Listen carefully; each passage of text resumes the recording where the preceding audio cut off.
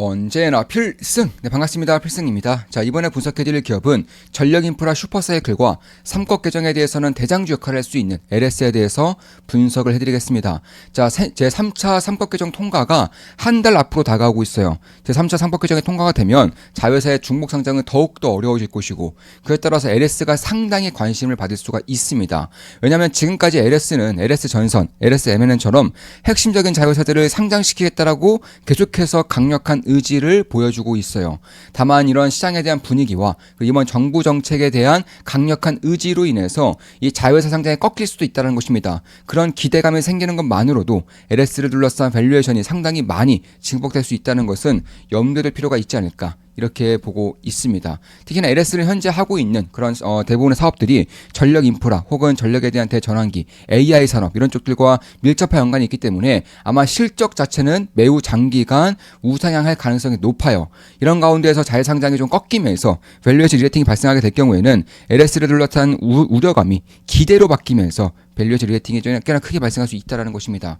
자, 그에 앞서서 우리 멤버분들이 좀 댓글 좀 남겨주셔서 좀 보여드리고 가겠습니다. 지금 보시면 오늘 같은 경우도 어제 이 종목을 쌈지 엔터를 어제 좀 매수를 했고, 신규 실적 발표 이후에 좀 눌린 부분에서 매수를 했고, 오늘 같은 경우도 약 17% 이상 급등을 하고 있죠. 물론 제 수익률이 7%가 되는 건 아닙니다. 왜냐하면 실적 발표 이후에 눌린 목에서 매수했기 때문에. 다만 이제 하루도 안 되는 기간 동안 꽤나 좋은 수익을 내고 있는 것은 사실이고요. 그리고 이분이 좀 말씀하신 것들을 보면은 선익 시스템 역시나 매수를 해서 굉장히 좋은 수익을 내고 있죠. 선익 시스템은 굉장히 좋은 수익을 내고 있습니다. 그리고 삼형도 오늘 이제 매수를 진행해서 눌림목에서 매수를 했습니다. 그리고 상한가를 찍고 좀 내려오긴 했는데 여전히 좀 좋은 수익을 내고 있다, 이렇게 말씀드릴 수가 있을 것 같고, 이거 오늘 매수한 거예요. 그리고 메리츠 금융지주 역시나 그 전부터 매수를 진행했었고, 비중까지 실었습니다. 이거 추가 매수까지 해서 비중을 실었고, 오늘 같은 경우도 꽤나 좀 급등을 해주면서 역사적인 신고가를 다시 한 번 더 갱신을 해주면서 좋은 수익을 좀 내고 있는 그런 기업이라고 볼 수가 있겠습니다. 그래서 이런 식으로 지금 보시면 수익을 크게 내기가 어려운 장인데 선익 시스템, 쌈지엔터, 삼형, 매금지 전부 잡으셨네요. 이렇게 좀 말씀해 주셨고요. 그리고 하나 더 잡았죠. 최근에는 파두 같은 경우도 잘 잡아서 수익을 잘 내고 있다가 저는 이거 전부 다 팔았어요. 네. 전부 다 팔자마자 또 이제 올라가고 있는 거죠. 다시. 네. 전부 다 팔자마자 다시 올라가고 있는데 저는 뭐 수익 실현했습니다. 이런 식으로 최근에도 장이 굉장히 좀 지지부진한 가운데에서 저 같은 경우는 이제 굉장히 좋은 수익을 내고 있다라고 개인적으로 생각을 하고 있어요. 그리고 계좌 같은 경우도 매일같이 신고가를 갱신하고 있는 것도 사실이고요. 그래서 그런 것들을 감안했을 때 이분이 좀 이렇게 말씀해 주신 것도 저는 감사하게 생각을 하고 있습니다. 이런 것들을 전부 다 알아주시는 것도 저는 굉장히 좀 감사한 마음이고, 저 역시나 좀 성취감을 느끼게 하는 그런 요소이기 때문에 이 자리를 빌어서 감사드리는 말씀 드리고 싶습니다. 그리고 이제 다른 분도 좀 댓글 남겨주셨는데, 대한민국에 이렇게 실력과 진정성을 갖춘 투자자가 과연 있을지 아마도 없을 것 같습니다. 초기 라이브 강연을 해주실 때부터 멤버였습니다. 초질감 변함없이 꾸준하게 투자의 역량을 펼치는 대단하신 분입니다. 존경합니다. 항상 건강하시고 앞으로도 많은 가르침 희망합니다. 이렇게 굉장히 좀 힘이 되는 말씀 남겨주셨어요. 굉장히 좀 감사드리는 말씀 드리고 싶습니다. 다른 분들도 보시면 논리가 항상 명확해서 좋아요. 비겁하잖아요. 네. 그렇죠. 워낙에 투자가 답이 없다 보니까 이럴 수도 있고 저럴 수도 있고 이럴 수도 없다 이런 식으로 좀 해주시는 말이 많은데, 저 같은 경우는 그래도 좀 명확하게 제 개인 생각을 좀 명확하게 전달해 드리려고 노력을 하고 있죠. 네, 그래서 그런 것들을 좀 높게 봐주시는 분인 것 같습니다. 갓승. 네. 필사단 가입하기 전에는 금융주는 투자하는 것이 아니라는 선입견이 있었습니다. 그런 선입견을 필승님을 통해 확실히 바뀔 수 있었고 시야가 넓어짐을 배웠습니다. 삼성전자에 모두가 열광할 때 삼성생명이 더 빛나보는 이유는 뭘까요? 오늘도 많은 가르침을 얻고 갑니다. 항상 감사합니다. 언제나 필승. 이렇게 우리 멤버분이 남겨주셨고요. 이렇게 좀 최근에 좀 댓글이 좀 많이 남겨지고 있어요. 네, 우리 멤버분들이 댓글 좀 많이 남겨주시고 계신데 상당히 좀 감사드리는 말씀 드리고 싶습니다. 저도 굉장히 큰 힘이 됩니다. 그리고 댓글을 읽는 게 진짜 재밌어요. 네, 물론 악플은 재미없어요. 네, 비판, 비난, 악플 이런 것들은 재미는 없는데 이런 식으로 좀 힘이 되는 말씀을 해주시는 분들께는 감사드리는 말씀도 드리고 싶고, 저도 힘을 많이 받고 있다, 좀 이렇게 말씀을 드리고 싶습니다. 다시 넘어와서 결국 LS 같은 경우는 HVDC라던가 혹은 이제 해저 케이블 아니면은 전선 이런 쪽에서는 뭐 압도적인 기업이죠. 대한민국에서 압도적 1등이고 전 세계에서도 압도적으로 탑4, 네, 탑4 안에 드는 그런 기업이 되었다고 볼 수가 있겠습니다.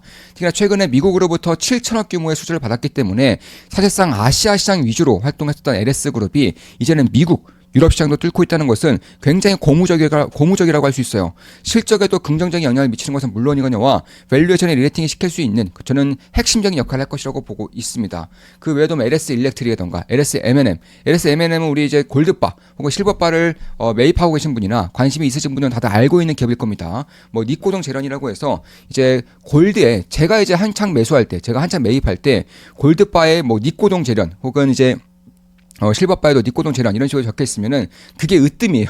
네. 그게 좀 프리미엄을 받을 정도로, 그러니까 예를 들어서 금 골드바 가격이 뭐 예를 들어서 그때 당시에는 뭐 1,000만 원이었다.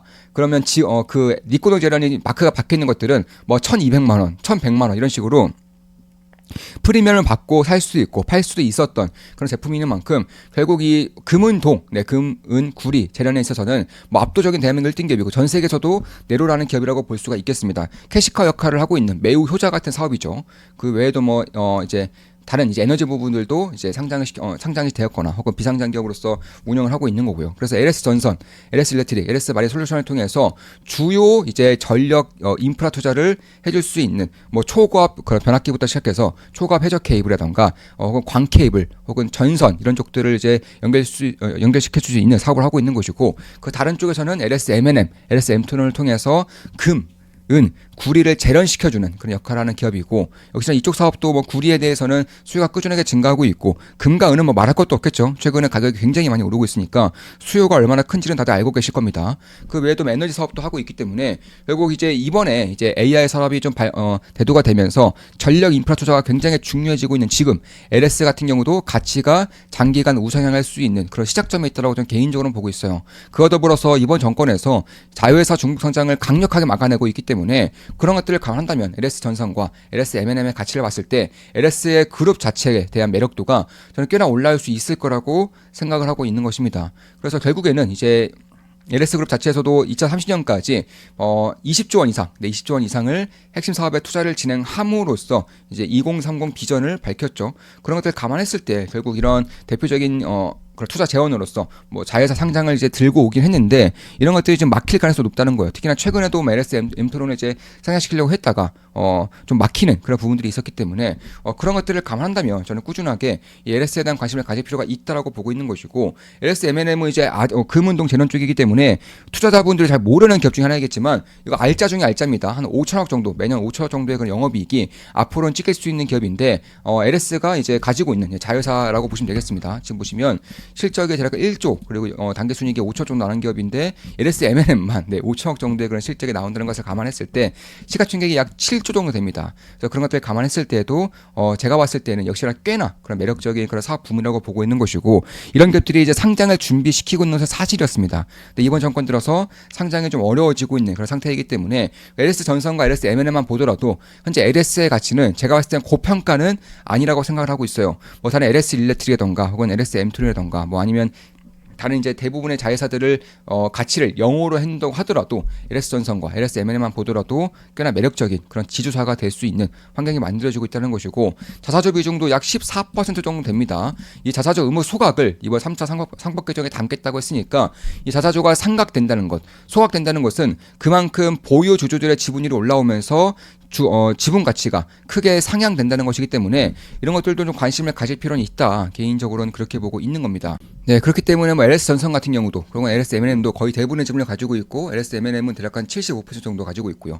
LS 전선은 90% 이상의 지분율을 가지고 있기 때문에 그런 것들을 감안했을 때 저는 지주사 중에서는 이제 자회사 중복 상장이 없어진다면 그래도 가장 핵심적인 자회사들을 비상장으로 놓고 있기 때문에 이제 중복 디스카운팅이 없는 점에서 저는 지주사 중에서는 LS가 가장 큰 수혜를 볼 수 있는 환경이 만들어지고 있지 않은가, 이렇게 개인적으로는 보고 있습니다. 특히 해저 케이블 시장도 이제 막 열리기 시작했죠. 이제 땅에다가는 더 이상 전력 인프라를 깔기가 좀 어려워지는 상황이 만들어지고 있기 때문에 바다에다가 깔겠다. 바다에다 깔아서 바로 이제 뭐 수도권이라던가 데이터 센터 쪽에 이제 전력을 깔아주겠다, 보내주겠다. 이런 식의 좀 사업 구상이 좀 만들어지고 있는 것인데 뭐 대한민국도 마찬가지죠. 대한민국도 땅에다가는 더 이상 전력 인프라망을 깔기가 어려우니까 이 서해안 위주로 해서 해저 케이블을 깔아서 이 전력을 수도권과 그리고 이런 제조 산업 단지에다가 이런 식으로 좀 쏘아주겠다. 이런 식으로 좀 구상이 나타나고 있는 것인데 이게 올해부터 본격화될 거예요. 네, 올해부터 시작이 될 겁니다.